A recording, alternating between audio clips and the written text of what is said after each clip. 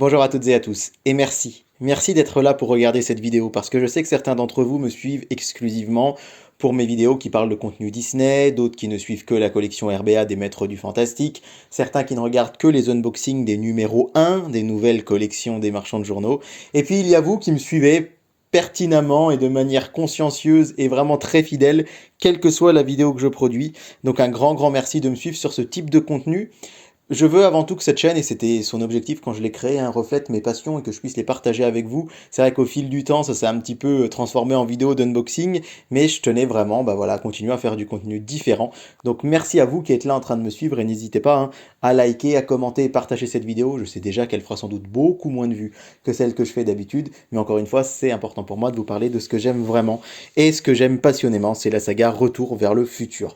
Retour vers le futur, c'est une trilogie, je pense que c'est pas forcément utile de vous la présenter. Si vous suivez cette vidéo, c'est que vous la connaissez, mais tout de même, premier film est sorti en France en 1985, puis en 1989 le 2, et dans la foulée le 3 en 1990.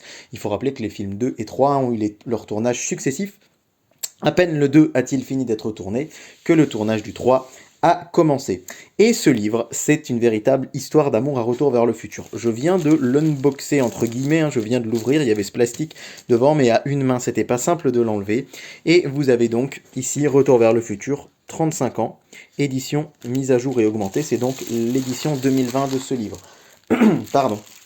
Il existait une version antérieure de ce livre qui était sorti, je crois, en 2016-2017. Et en fait, ce livre me fait de l'œil depuis des années. Alors, je vais tout de suite rentrer dans le vif du sujet. Ce livre, il coûte quand même 40 €. Et c'est ça qui me bloquait. Alors, il les vaut largement, puisque c'est un très beau livre. Mais c'est vrai que, au-delà de 20-25 €, quand il s'agit d'acheter un beau livre, ça me questionne toujours parce que c'est quand même un coût. Alors vous allez me dire à l'heure actuelle, 40 €, c'est jamais que 20 litres d'essence, c'est pas faux, mais c'est vrai que ça fait très longtemps qu'il me faisait de l'œil, très longtemps que je voulais l'acheter, très longtemps que je ne le faisais pas parce que je me disais, ouais, quand même 40 €, c'est un budget. Et puis là, j'avais des bons cadeaux à utiliser, j'avais 20 € de chèque cadeau, donc du coup, il m'est revenu à moitié prix. Et franchement, je vous assure, pour moi, acheter ce livre, c'est vraiment un aboutissement parce que, encore une fois, ça fait au moins 5 ans que son édition antérieure, et celle-ci sortie en 2020 me faisait de l'œil. Alors pourquoi ça me faisait de l'œil? Parce que je suis amoureux de cette saga, comme je vous le disais, qui raconte l'histoire rapidement de Marty McFly, qui est un jeune homme, un jeune adolescent, interprété par Michael J. Fox, qui est très ami avec un scientifique un petit peu excentrique, on dira, le doc Emmett Brown, qui est joué lui par Christopher Lloyd. Et le doc Brown va trouver le moyen d'inventer une machine à voyager dans le temps, qu'il va, sous la forme de la DeLorean, la DeLorean, cette fameuse voiture qui est devenue culte, et donc il va réussir à voyager dans le temps, mais pour le voyager dans le temps, il faudra un combustible très particulier qu'il va voler à des terroristes qui vont par la suite l'assassiner, et Marty va donc essayer de remonter le temps pour arriver juste avant cet accident, et ça va pas se passer comme prévu. Dans le premier tome, le premier opus plutôt, il va voyager jusqu'en 1955 où il va rencontrer ses propres parents, puis dans le deuxième film, il va voyager cette fois-ci dans le futur jusqu'en 2015, avant un troisième opus qui va se passer lui au Far West à la fin du 19e siècle. Et donc, en tant qu'amoureux de la saga, ce livre, pour moi, c'était vraiment important de l'avoir parce que c'est une saga que j'aime profondément et qui m'a beaucoup marqué. Alors, contrairement à beaucoup d'entre vous qui, je le sais, avaient la cassette vidéo quand ils étaient petits, moi, c'est vraiment grâce à la télévision que j'ai découvert ces films. Je les avais pas en cassette petit, mais ils passaient quasiment chaque année pour Noël à la télé. Et je me rappelle que j'étais fasciné, et que je les ai pas regardés dans l'ordre d'ailleurs tout petit. J'ai vu le 2 avant de voir les autres. J'ai vu le 2 puis le 1, et j'ai enfin compris que le 1 et le 2 étaient liés, etc. Et vraiment, je me rappelle, c'était France 3 qui diffusait beaucoup ces films-là, donc réalisés par Robert Zemeckis, je ne l'ai pas encore précisé, mais un de mes réalisateurs favoris. Zemeckis, c'est Forrest Gump, c'est évidemment Retour vers le futur, très récemment c'est Sacrée sorcière par exemple, c'est le Noël de Scrooge, c'est le Pôle Express, c'est Seul au monde aussi avec Tom Hanks, enfin bref, un de mes réalisateurs favoris. Et donc, enfant, j'ai découvert cette saga via la télévision. Et quand j'ai eu un lecteur DVD, donc c'était pour mes 15 ans, le Noël de mes 15 ans, mes parents m'ont acheté un lecteur DVD. Une des premières choses que j'ai fait, c'est acheter les DVD Retour vers le futur. Et je les ai vus, revus, revus. Et aujourd'hui, c'est une saga culte. C'est pas une saga d'enfance, comme je pourrais le dire par exemple de Jurassic Park, qui pour le coup est vraiment, vraiment un film qui a marqué mon enfance, que j'avais en cassette et que je regardais dans tous les sens, en long, en large et en travers, comme les Disney que je regardais petit, ou comme d'autres films qui vraiment ont marqué mon enfance. Là, vraiment, Retour vers le futur, c'est grâce à la télé. Et j'ai pas pu du coup les voir en boucle, mais aujourd'hui, vraiment, je pense que je la cite quasiment toujours comme l'une de mes sagas favorites. Et ce qui est génial avec ce livre, c'est qu'on a tout un tas comme ça de petits souvenirs de la saga qui sont rajoutés. Et vraiment, c'est, je crois, l'un de mes arguments de vente, vraiment ce qui m'a fait acheter ce livre, c'est tous ces petits objets qui font partie de ce bouquin et qui nous rappellent vraiment à quel point c'est une saga culte. Alors vous l'avez vu là, ça commence par cette représentation de la machine à proprement dit à voyager dans le temps, puisque c'est grâce à ces flux que la DeLorean va pouvoir traverser les âges. Et donc on a cette représentation, ce schéma. Et puis tout de suite après, on a ça. Alors ça, c'est légendaire. C'est une photo. Une photo, vous voyez, hop, avec les personnages qui disparaissent.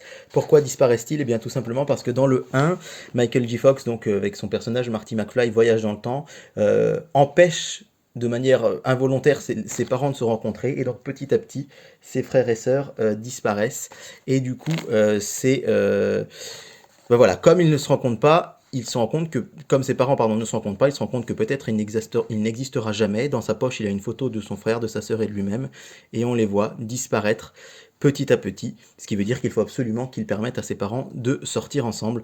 Et du coup, ben voilà, on a ça là à l'intérieur. Et ben, si vous êtes fan de la saga, c'est vraiment culte. Et tous ces petits objets vraiment qui sont à l'intérieur, qui sont vraiment passionnants, et on en a tout un tas dans ce livre.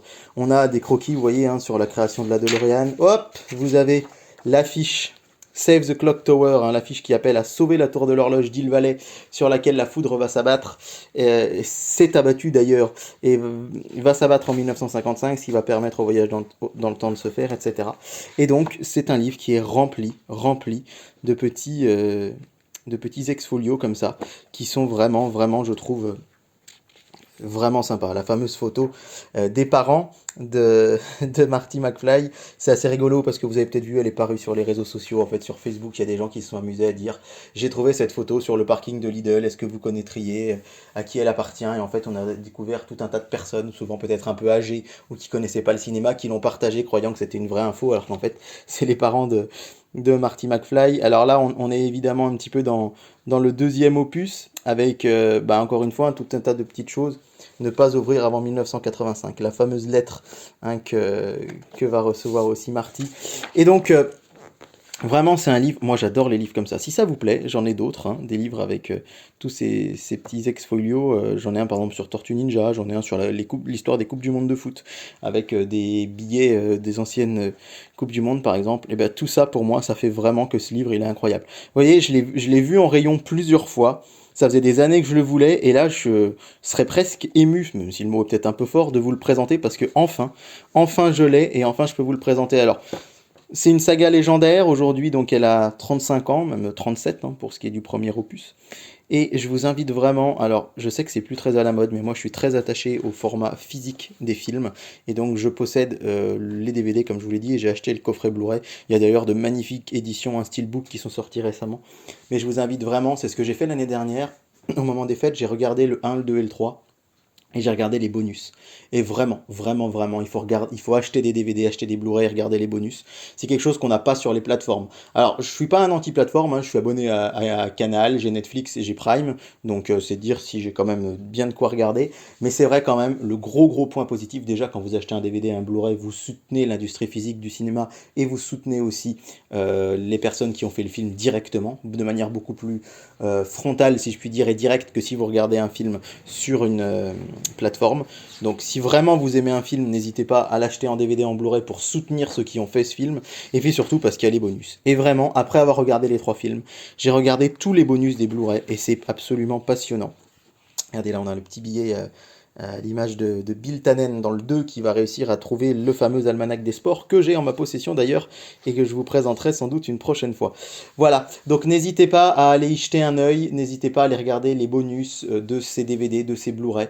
Et vraiment là on se rend compte à quel point la saga est hors norme. Je vous dis ça vraiment en pesant mes mots. Hein. Puisqu'au début quand Robert Zemeckis va créer cette saga, il va y croire énormément mais il va se dire que ça va peut-être pas forcément marcher. Il va y avoir tout un tas de doutes et en fait ça va être un carton intersidéral, en tout cas un carton planétaire. Le nombre d'entrées va n'avoir de cesse d'exploser, vraiment à la grande surprise même hein, de son créateur. Et c'est ainsi que le 2 va voir le jour, puis le 3. Et donc vraiment, ce sont des films pour lesquels j'ai une tendresse incroyable. Et comme vous voyez, on a plein de petits objets, hein, toujours à la fin, y compris, alors là, le bonus ultime, c'est l'affiche des Dents de la Mer, 19. Alors ce film n'existe pas, hein. Je vous rappelle que les Dents de la Mer, il y en a eu 4, c'est déjà pas mal, hein, parce que vu la qualité des derniers. Mais il y a eu effectivement le film Les Dents de la Mer 19 qui apparaît faussement dans Retour vers le futur 2, et ça c'est culte.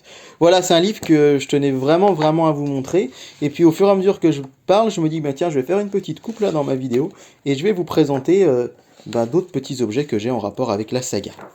Et me voilà de retour pour la deuxième partie de cette vidéo. Alors il est vrai qu'en enregistrant tout à l'heure, je me disais mais c'est quand même vraiment dommage, j'avais prévu de vous présenter que le livre, et puis je me suis dit même si ma collection Retour vers le futur, elle est extrêmement fournie on va dire, je me suis dit quand même il y a quelques petites choses que j'aimerais vraiment vous montrer, à commencer par l'Almanach des sports 1950.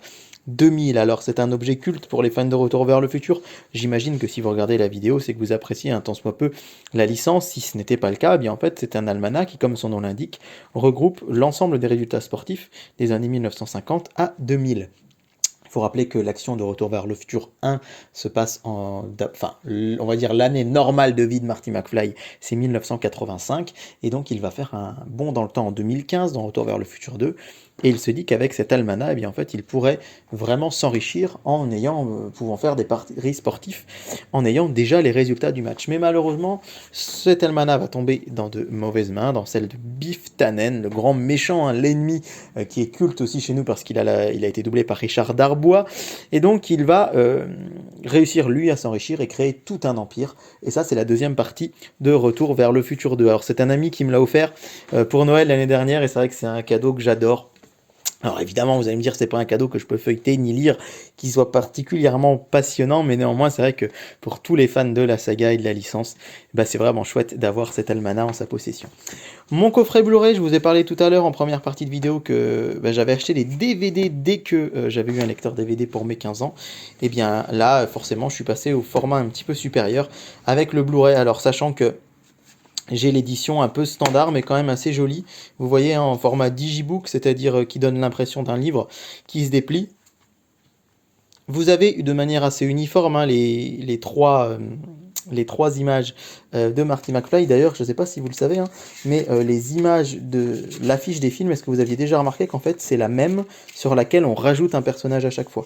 Sur l'affiche de Retour vers le futur 1, vous avez cette image de Marty tout seul devant la DeLorean. Puis Retour vers le futur, voilà, c'est cette image-là. Dans Retour vers le futur 2, on rajoute le Doc. Et dans Retour vers le futur 3, on va rajouter celle qui va devenir la petite amie du Doc. Et donc, certes, cette édition Blu-ray, elle est assez classique. C'est pas la plus folle qui soit sortie. Il y en a une, là, il y a quelques mois pour les 35 ans, qui est absolument incroyable. Vraiment avec des steelbooks. Et encore une fois, je le dis et je le répète, mais c'est important pour moi. Je trouve que le marché physique du support vidéo, aujourd'hui, il est malmené du fait des plateformes en grande partie. Et c'est vrai que posséder un film, ça peut paraître matérialiste dit comme ça, mais quand on aime vraiment une œuvre, le fait de pouvoir la posséder et l'avoir chez soi, je trouve que c'est aussi une symbolique importante. Et certes, j'imagine que les Retours vers le futur, ils sont visibles soit sur Netflix, soit sur Prime, ou je ne sais où. Mais encore une fois, l'avoir en physique c'est chouette, et surtout avoir tous les bonus, pour moi c'est quelque chose de très sympa et de très important. Donc voilà, une très jolie édition. Et enfin, cette DeLorean, alors qui commence à dater maintenant puisqu'on me l'a offert je crois pour mon anniversaire en 2014, c'est une amie qui me l'a offerte, et c'est la DeLorean de Retour vers le futur. Retour vers le futur 2. En fait, il en existe une de chacun. On a celle de Retour vers le futur 1, celle du 2, celle du 3. Et là, en l'occurrence, c'est la voiture du numéro 2. Alors, Tiens, quel est votre retour vers le futur préféré? Si vous aimez la saga, j'aimerais avoir votre avis en commentaire. Moi, j'ai une grosse unpopular opinion, c'est que j'adore Retour vers le futur 3. Je sais que c'est le moins aimé, mais je pense que j'adore, déjà j'adore tout ce qui se passe au Far West. Je suis plutôt amateur de western, et en plus c'est vrai que j'ai tendance toujours à bien apprécier les derniers films d'une saga de par leur aspect conclusif. Alors c'est vrai que c'est toujours frustrant de se dire bah voilà c'est fini, on verra plus nos héros, mais en même temps il y a ce côté un peu satisfaisant de se dire bah voilà il a fini de vivre son aventure. Et le 3 je l'adore, il me fait sourire, il me fait rire, j'adore la musique, j'adore les ZZ Top, ce groupe fantastique de rock qui a été mélangé à la sauce Far West et country, j'adore le fait que Marty McFly se fasse appeler Clint Eastwood, j'adore, enfin bon, je le trouve excellent. Mais vraiment, c'est difficile d'en détacher un par rapport aux autres parce que le 1 et le 2 sont aussi très bien. Et vraiment, c'est une saga que j'aime de tout mon cœur parce que je trouve qu'elle est pleine de... Elle est aussi pleine de bons sentiments, elle est pleine d'humour, donc ouais, elle est drôle, elle dénonce parfois un peu des choses de notre société. Finalement, on peut voir qu'en se projetant en 2015, Robert Zemeckis s'est trompé sur plein de choses finalement qu'on n'a pas connues. Mais il y a quand même un petit fond de vérité sur certaines autres. Et voilà, c'est une saga extraordinaire dont j'avais envie de vous parler aujourd'hui. Et je suis très heureux de vous avoir présenté encore une fois l'objet principal de cette vidéo, hein, ce superbe livre avec tous ces ex-folios à l'intérieur, tous ces, toutes ces petites choses qui rendent ce livre vraiment extraordinaire. Et j'espère vraiment que cette vidéo un petit peu hors série vous aura plu et que vous serez quand même quelques-uns à l'avoir regardé. Et on se retrouve très vite pour de nouvelles vidéos sur David Collectionne. N'hésitez pas, si ce n'est pas encore le cas, d'aller me suivre également sur Instagram. A très bientôt, merci à tous.